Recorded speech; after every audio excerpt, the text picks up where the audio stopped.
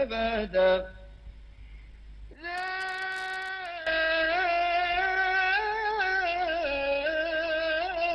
توبة فيك أيضا ماضيا أبدا.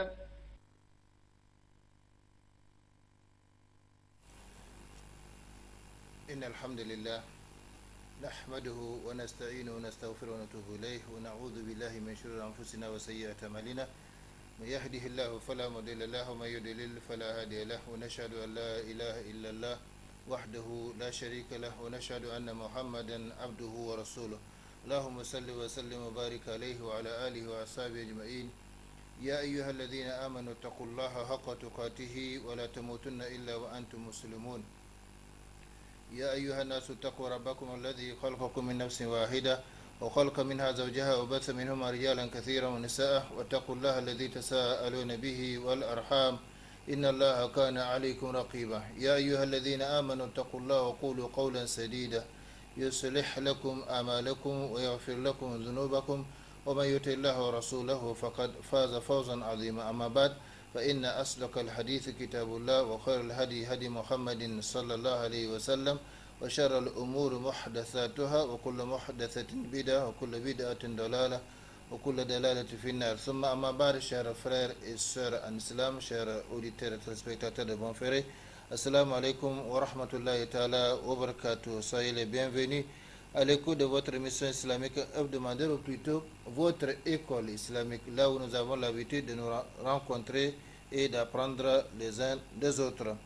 Je prie Allah subhanahu wa ta'ala de nous faire profiter tous ensemble de ces quelques instants que nous allons passer ensemble dans sa voie, dans la recherche du savoir en vue de son application, afin que ce savoir ne soit pas un argument contre nous, mais plutôt un argument en notre faveur le jour où nous rencontrerons notre Seigneur Allah subhanahu wa ta'ala. Rappelons-nous justement notre triple responsabilité envers le savoir. La première responsabilité, c'est son acquisition. La deuxième responsabilité, c'est son application. Et la troisième responsabilité, c'est sa transmission aux autres, comme il nous a été transmis par les prédécesseurs, et ce conformément à la recommandation de notre prophète bien-aimé Muhammad sallallahu alayhi wa sallam lorsqu'il dit Ballighu anni walau ayam, transmettez de ma part ne serait-ce qu'un verset. Qu'Allah subhanahu wa ta'ala nous bénisse tous, qu'il bénisse nos vies, qu'il bénisse nos familles, qu'il bénisse nos enfants, qu'il bénisse nos œuvres, qu'il bénisse davantage notre cher pays le Niger et son peuple, et qu'il nous conforme davantage à sa sainte volonté partout et toujours. Amin ya rabbal alamin. Ceci dit, chers frères et sœurs en islam, les thèmes de notre émission d'aujourd'hui est donc appel aux vivants, deuxième partie. Appel aux vivants, deuxième partie. Comme nous l'avons dit dans la première partie, en nous séparant donc vers la fin de cette première partie, en tant que créatures d'Allah subhanahu wa ta'ala, que nous sommes, vous et moi, des créatures qui existent depuis un certain temps et qui sont appelées à disparaître tôt ou tard. C'est ça l'homme. Depuis sa naissance, en réalité, il ne fait qu'avancer vers sa fin. Il ne grandit pas, il n'augmente pas, il diminue. Si l'homme devrait vivre 100 ans, eh bien chaque jour qui passe, c'est une partie donc de ces 100 ans-là qui s'en va et qui ne revient plus. Par conséquent, depuis sa naissance, l'homme ne fait que reculer ou avancer en tout cas vers sa fin. On a demandé à un savant quel âge, un savant plutôt a demandé à quelqu'un quel âge a-t-il. Il a dit 60 ans. Il dit, oh, tu es sur le point d'arriver. 60 ans que tu marches vers la fin, vers ta tombe, vers la fin donc de tes jours sur cette terre. Il est tout à fait donc logique que tu arrives bientôt. Par conséquent, chaque jour qui passe est une partie négative, une partie qui s'en va de notre vie, qui ne revient plus, qu'on ne peut pas non plus compenser. Ce qu'on devrait accomplir dedans, si on ne l'a pas fait, eh bien, il n'y aura pas de possibilité, parce que le temps que nous prendrons pour accomplir cette action-là, ces temps-là devrait être consacré à autre chose. C'est pourquoi le temps, quand il s'en va, eh bien, on ne peut pas le rattraper. Par conséquent, nous sommes des créatures. Chacun a un début.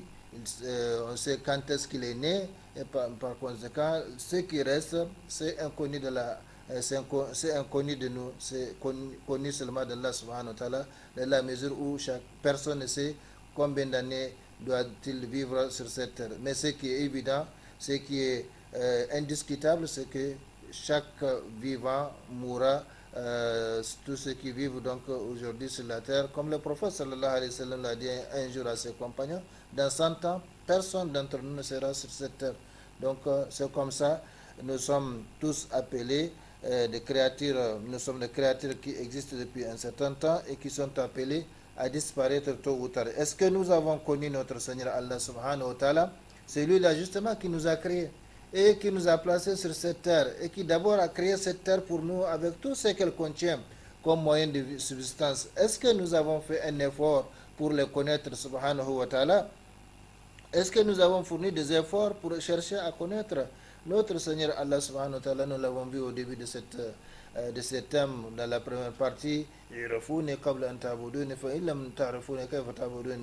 n'est pas un hadith, mais c'est une réalité. Connaissez-moi avant de m'adorer, sinon comment pouvez-vous m'adorer? Donc sans connaître Allah subhanahu wa ta'ala, on ne peut pas l'adorer. Et nous sommes créés pour son adoration. Comme nous l'avons dit, et comme chaque musulman doit avoir cet article coranique dans sa tête,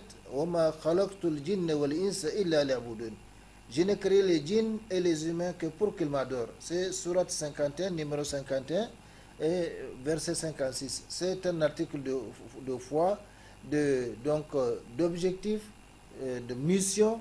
Chaque musulman doit avoir à l'esprit ces versets 56 de la Surat 51, donc numéro 51.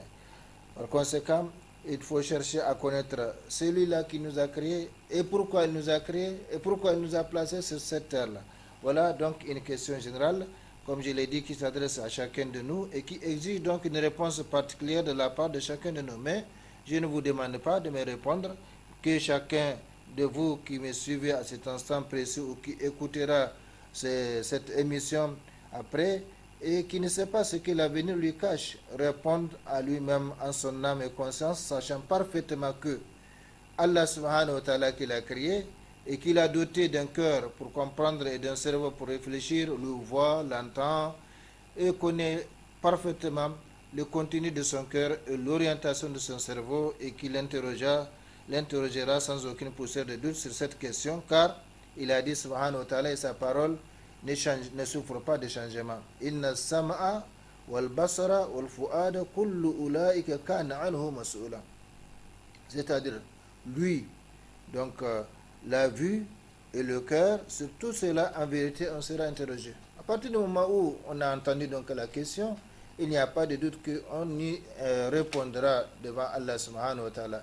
Et cette question, comme je l'ai dit, ne mérite pas donc une réponse pour moi, mais que chacun réponde à lui-même, à son âme et conscience, et qu'il se pose cette question. Est-ce que je suis vraiment dans le chemin tracé par mon Seigneur? Est-ce que je suis vraiment dans l'accomplissement de la mission pour laquelle je suis créé et placé sur cette terre? Ou bien c'est autre chose? C'est hors sujet que je suis en train de faire au lieu de billah, comme nous allons le voir à travers ces thèmes. Comment faire pour éviter de faire hors sujet par rapport à la mission pour laquelle on a été créé et placé sur cette terre. Beaucoup de gens, quand je dis beaucoup de gens, je ne fais que reprendre un terme donc coranique, ne connaissent pas la raison pour laquelle ils existent, la raison pour laquelle ils sont sur cette terre, et également donc la finalité qui les attend. Donc Allah subhanahu wa ta'ala nous dit ici, Inna sama wal basar wal fu'ada kullu ulaika kana anhu mas'ula. Lui, la vue et le cœur, sur tout cela en vérité on sera interrogé. Ainsi, les oreilles et ce qu'elles auront entendu dans ce monde, les yeux et ce qu'ils auront vu dans ce monde, le cœur et ce qu'il aura médité et commandité, sur tout cela en vérité on sera interrogé. Comme Allah subhanahu wa ta'ala l'a dit, écoutez-nous donc avec vos oreilles et vos cœurs, même si qu'Allah subhanahu wa ta'ala nous garde plutôt, nous garde tous, vous et nous, d'être de ceux qui écoutent sans entendre, oui, de ceux qui écoutent sans entendre, de ceux qui entendent sans comprendre, de ceux qui comprennent sans accepter, de ceux qui acceptent sans appliquer, et de ceux qui appliquent sans être agréés au lieu de billah. Donc c'est une transition, c'est des étapes. Il faut d'abord écouter, comme Allah subhanahu wa ta'ala dit wa idha quriya al-Qur'an fastami'u lahu fastami'u lahu wa ansitu la'allakum turhamun. Donc quand le Coran est récité, eh bien il faut se taire et écouter. Hein? Il faut se taire et écouter. Donc fastami'u lahu wa ansitu. Si je n'inverse pas les deux recommandations, donc il faut nécessairement se taire et écouter, parce qu'on ne peut pas écouter tout en parlant ou en suivant autre chose. Par conséquent, il faut nous suivre, il faut nous écouter avec vos oreilles et vos cœurs, et qu'Allah subhanahu wa ta'ala nous garde d'être de ceux qui écoutent sans entendre. Oui, on peut écouter, on a ouvert la radio, on a ouvert la télé, mais le cœur, les oreilles sont tendues vers autre chose. Donc écouter sans entendre, de ceux qui entendent sans comprendre. Oui, ils voient seulement les lèvres qui bougent, mais ils ne comprennent pas de quoi ils parlent. De ceux qui comprennent sans accepter. Oui, il a bien compris ce que j'ai dit, ce que le prêcheur qui m'a précédé a dit. Il a bien compris, mais il n'arrive pas à accepter. Oui, de ceux qui comprennent sans accepter, de ceux qui acceptent sans appliquer. Oui, d'autres aussi, ils comprennent, ils acceptent, oui, c'est la vérité qu'il a dite, c'est en tout cas, c'est ça, c'est vraiment la réalité, mais ils n'acceptent, ils n'appliquent pas. Donc, de ceux qui acceptent sans appliquer, non, de ceux qui acceptent, de ceux qui comprennent sans accepter, de ceux qui acceptent sans appliquer, oui, on a compris, on a accepté, mais on ne passe pas à l'action. Or, je viens de dire, la triple responsabilité que nous avons envers le savoir, c'est l'acquérir, l'appliquer et le transmettre aux autres comme il nous a été transmis par les prédécesseurs. Et c'est conformément donc à la recommandation de notre prophète Muhammad sallallahu alayhi wa sallam. Et de ceux qui appliquent sans être agréés au liya de billah. Donc, en fin de compte, il y a des gens qui vont essayer d'appliquer. Donc, quand on leur dit de prier, ils prient. Quand on leur dit de jeûner, ils jeûnent. Quand on leur demande d'accomplir le hajj, de donner la zakat, s'ils ont les moyens de le faire, ils le font. Mais en réalité, combien le font sans être agréés, sans être acceptés? C'est-à-dire auprès de Allah subhanahu wa ta'ala. Parce que chaque œuvre, chaque adoration en islam a des conditions sans lesquelles Allah subhanahu wa ta'ala ne l'accepte pas. إنما يتقبل الله من المتقين يا أيها الذين آمنوا أطيعوا الله ورسوله ولا تولوا عنه وأنتم تسمعون ولا تكونوا كالذين قالوا سمعنا وهم لا يسمعون إن شر الدواب عند الله الصم البكم الذين لا يعقلون ولو علم الله فيهم خيرا لأسمعهم ولو أسمعهم لتولوا وهم موردون يا أيها الذين آمنوا استجيبوا لله وللرسول إذا دعاكم لما يحييكم واعلموا أن الله يحول بين المرء وقلبه وأنه إليه تحشرون. Voilà ce que Allah subhanahu wa ta'ala recommande aux croyants. Ici, l'appel s'adresse aux croyants de façon particulière. Dans le noble Coran, il y a deux catégories d'appels, ou sinon trois. Il y a Yohannas de façon générale aux hommes, sans aucune distinction donc de race, de couleur, de sexe, de niveau, etc. Et il y a l'appel adressé aux mécréants, deux seulement dans tout le Coran, et il y a les appels adressés aux croyants. Ya ayyuhalladhina amanu, environ 90 fois Allah subhanahu wa ta'ala a interpellé donc les croyants par cette expression Ya ayyuhalladhina amanu, ô croyants, ô vous qui avez cru, obéissez à Allah et à son messager Muhammad sallallahu alayhi wa sallam, et ne vous détournez pas de lui quand vous l'entendez parler. Donc historiquement, la parole, l'ordre donc s'adresse aux compagnons du prophète sallallahu alayhi wa sallam, ceux qui vivaient, ceux qui étaient en compagnie du prophète sallallahu alayhi wa sallam. Mais comme les jurisconsultes le disent, al-ibratu bi umum al-lafzi la bi khusus sabab. Donc l'enseignement que l'on tire d'un verset du Coran ou d'un hadith du prophète sallallahu alayhi wa sallam, c'est par rapport à son sens général et non par rapport à sa circonstance particulière de révélation. Donc les versets historiquement s'adressaient aux compagnons du prophète sallallahu alayhi wa sallam, mais il est valable aujourd'hui. Le Coran s'adresse à toute personne qui le lit ou qui l'écoute. Donc il s'adresse Allah subhanahu wa ta'ala s'adresse aux croyants à travers donc le noble Coran aujourd'hui. Aux croyants, obéissez à Allah et à son messager et ne vous détournez pas de lui quand vous l'entendez parler. Vous entendre parler le prophète sallallahu alayhi wa sallam aujourd'hui, c'est à travers sa sunna, à travers sa tradition, ce qu'il a légué aux gens. Et cette sunna n'est autre chose que justement l'explication pragmatique du contenu coranique. Le prophète sallallahu alayhi wa sallam donc nous a donné un exemple concret donc de l'application du Coran, comme il a donné l'exemple par exemple de la prière. Après avoir prié 2 rakats de démonstration, il a dit à ses compagnons, Sallu kama ra'aytumuni usalli, priez comme vous m'avez vu prier. Donc Allah subhanahu wa ta'ala nous a demandé de prier, nous a ordonné de prier. Mais sans le prophète sallallahu alayhi wa sallam, nous n'allons pas savoir comment prier. Parce que dans le Coran, il n'y a pas 4 rakats pour Zohr, 4 rakats pour Asr, 4 rakats pour Isha, 3 rakats pour Maghrib, 2 rakats pour Fajr. Ça, c'est la pratique donc, du prophète sallallahu alayhi wa sallam, donc la sunna, al-hikmah, comme Allah subhanahu wa ta'ala l'a appelé dans le noble Coran. Donc, obéissez à Allah et à son messager et ne vous détournez pas de lui quand vous l'entendez parler.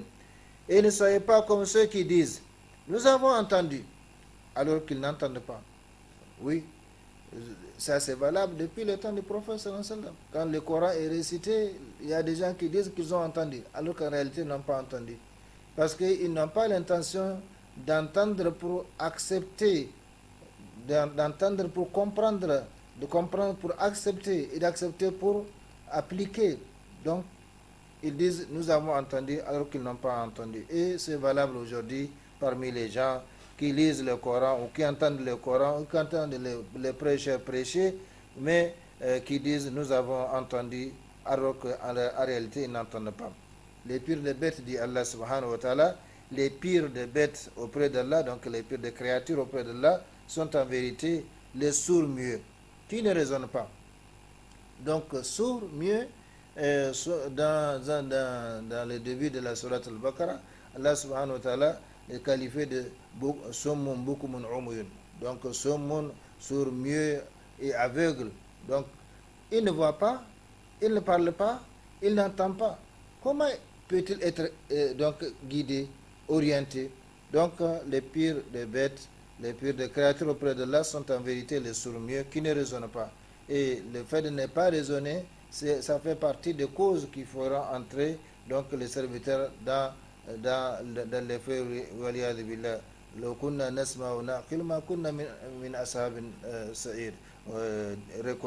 Ils vont reconnaître dans l'au-delà que si ils écoutaient et raisonnaient, eh bien, ils ne seraient pas parmi les gens donc de la fournaise. Aussi Allah subhanahu wa ta'ala, et si Allah avait reconnu en eux quelques biens, il aurait fait qu'ils entendent. C'est qu'en réalité, il n'y a pas de bien en eux. Sinon, Allah subhanahu wa ta'ala les ferait entendre. Mais même s'il les faisait entendre, ils tourneraient seulement le dos et s'éloigneraient. Ô croyants, ô vous qui avez cru, répondez à Allah et aux messagers lorsque ces derniers vous appellent à ce qui vous donne la vraie vie.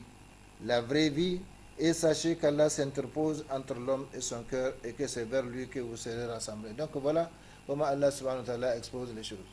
Les recommandations d'Allah subhanahu wa ta'ala, celles du prophète sallallahu alayhi wa sallam, de façon générale, les préceptes de l'islam, les lois de l'islam, les recommandations de l'islam, les interdits de l'islam, il n'y a que ceux qui donc raisonnent qui peuvent donc les accepter et les appliquer et gagner ici-bas et dans l'au-delà. Parce que de toutes les façons, comme je l'ai dit, nous sommes de passage sur cette terre-là. Qu'on accepte ou qu'on n'accepte pas, le nombre d'années qu'Allah a accordé à chaque serviteur, à chaque être humain, eh bien, il ne dépassera pas ces nombres-là. Il ne dépassera pas ces nombres et il va rendre compte à Allah subhanahu wa ta'ala de la mission pour laquelle il a été créé, placé sur cette terre-là.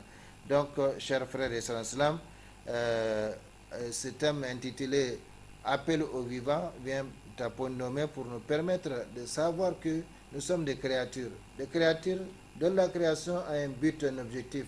Hasibtum annama khalaqnakum abatha wa annakum ilayna la turja'un. Pensez-vous que nous vous avions créé sans but, sans objectif et que vous ne serez pas ramenés à nous, vers nous? Pureté Allah.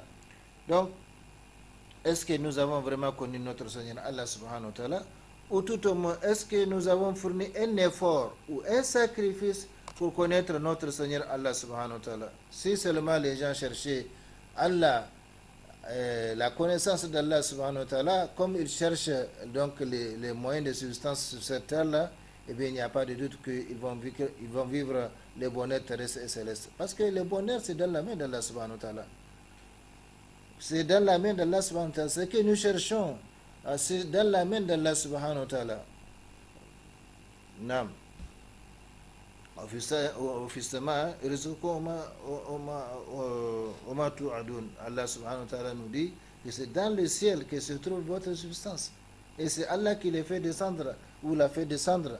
Donc, cela est facile pour Allah subhanahu wa ta'ala. Chers frères et sœurs, avons-nous connu notre Seigneur, ou tout au moins avons-nous fourni un effort ou un sacrifice pour connaître notre Seigneur Allah subhanahu wa ta'ala? Voilà, comme je l'ai dit, la question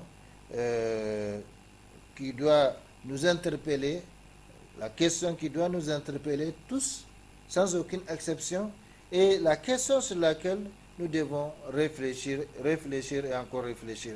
Celui qui peut répondre à cette question par l'affirmative, il remercie Allah subhanahu wa ta'ala et qui lui demande donc le surcroît de sa grâce pour continuer et persévérer dans cette voie jusqu'à la mort. Oui, la conformité donc à ce que Allah aime et agrée. Wa anna hadha sirati mustaqiman fattabi'uhu wa la tattabi'u subula fatafarraqu bikum an sabili. Voici mon chemin dans toute sa rectitude, suivez-les et ne suivez pas les sentiers battus de sorte qu'il vous écarte donc de sorte qu'il ne vous écarte de son chemin. Donc et c'est ce chemin-là que nous demandons à Allah subhanahu wa ta'ala de nous affermir là-dessus chaque jour à travers nos différentes unités de prière.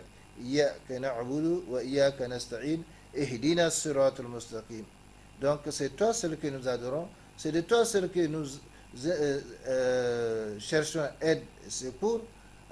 Ihdina, donc dirige-nous, affirme-nous sur la voie droite, la voie de ceux qui t'ont comblé de tes bienfaits et non la voie de ceux qui sont égarés, la voie de ceux qui ont encouru ta colère, ni celle de ceux qui ont encouru ta colère, des égarés. Donc non pas la voie de ceux qui ont encouru ta colère et non pas la voie de ceux qui sont égarés. Donc celui qui peut répondre par l'affirmative à cette question, est-ce que nous avons connu notre Seigneur Allah subhanahu wa ta'ala, ou bien est-ce que nous avons fourni un effort, un sacrifice pour chercher à connaître Allah subhanahu wa ta'ala, sans oublier toujours la réciprocité de comportement. De la même façon que nous nous comportons envers Allah subhanahu wa ta'ala, eh bien il se comporte ainsi envers nous. Eh bien, est-ce que nous avons fourni des efforts pour chercher à le connaître? Si on peut répondre par l'affirmative, eh bien qu'on remercie Allah subhanahu wa ta'ala et qu'on lui demande